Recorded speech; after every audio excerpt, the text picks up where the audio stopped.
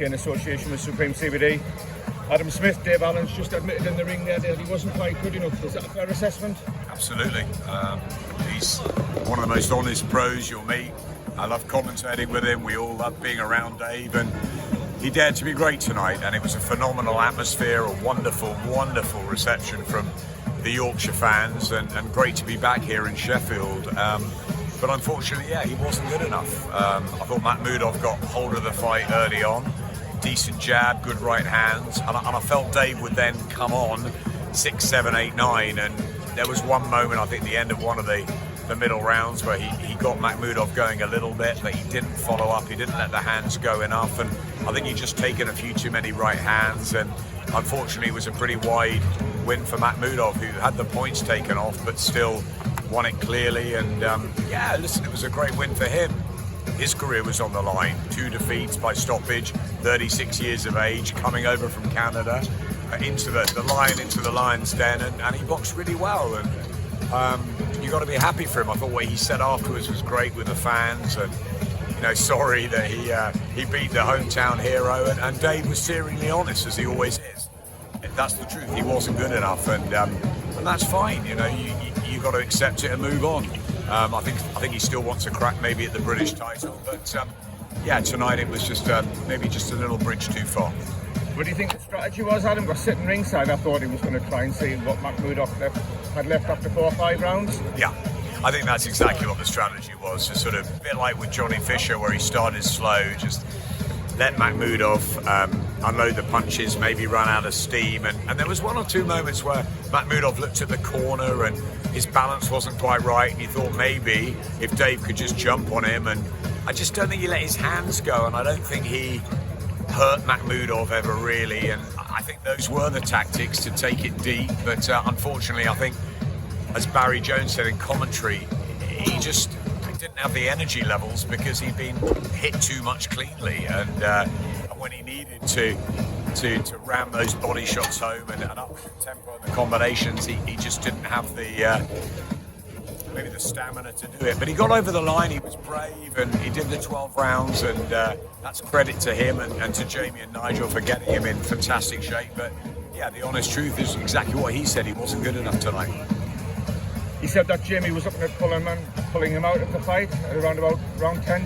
Did you see any reason why that should happen, or are you glad that you saw the final bell, Adam? No, I don't think he was ever really badly hurt. I think it was a sustained sort of round by round, not a beating really, it wasn't that. He still looked lively at times, Dave. He still tried to get going, but yeah, I just think Makhmudov was just that step ahead of him. I don't think he needed to be pulled out. I'm glad he went the 12 rounds. I thought there was always a chance. You never know in heavyweight boxing. But he needed to really go for broke, I think, 10, 11, 12. And I don't think he had the tank at that point to do it. So all credit to Makhmudov for coming over here and getting the win. And it just gives him something in his career. And he's a lovely fella outside the ring, and he deserves a big shot in 2026. And Dave has to regroup, but you heard him afterwards. He wants to go again, so I guess it's maybe the winner of Fraser and TKV or something like that. But yeah, it'd be great to get the crowd back, and I'm sure they'll come back and see Dave because everybody loves him, and I think it's that honesty afterwards. But yeah, he wasn't good enough tonight. Makhmudov mentioned Anthony Joshua's name. It's a bit of a leap from Dave Allen to Anthony Joshua, in fairness, Adam. Well, it seems like they've had a bit of an exchange, Makhmudov and Joshua, and yeah, I could see that as a possibility. I think Arslanbek said that in the amateurs he beat the two of the guys. I think AJ lost 3 times as an amateur. I think he beat 2 of the guys that Joshua lost to, so there's a little bit of history there, or a bit of a story. And of course, we'd see that fight. I would see AJ as a strong favourite in that fight, but of course he's coming off the long layoff and the defeat to Dubois. So yeah, that's a fight that could be made, but Makhmudov deserves a step up in 2026. He's had those 2 defeats and he's come back from that. He's 36 years of age, so yeah, on the back of that win, which is a good win away from home, he deserves another opportunity. Last one, Adam. We had a terrific round of applause for Ricky Hatton here. Can't interview without seeing your speech yesterday. It was absolutely incredible. As tragic the circumstances it was, Adam, I think you did Ricky proud. Bless you. It was probably the hardest thing I've ever had to do in a public arena. I spoke from the heart. I loved him a lot, and his family, and it's been a very, very difficult few weeks.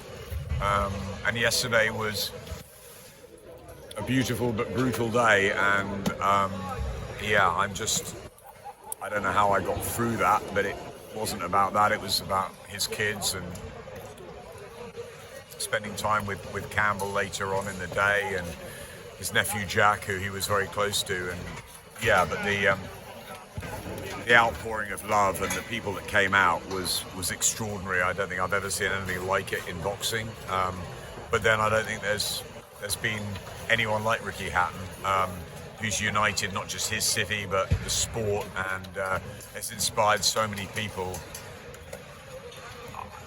Yeah, I mean, I found it very, very difficult today I was extremely emotional on the way over from Manchester. I think it's difficult beginning to process it, and you know, my heart just goes out to the whole Hatton family, and I've told them all that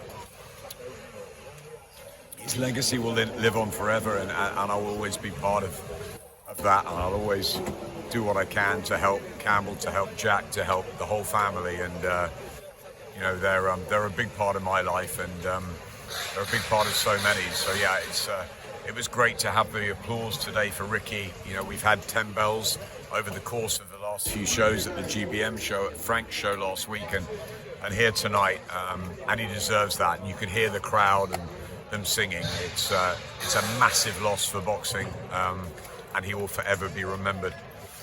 Well said, Adam. There was only one, Adam. You're a good man. You take care, and thank you for your time.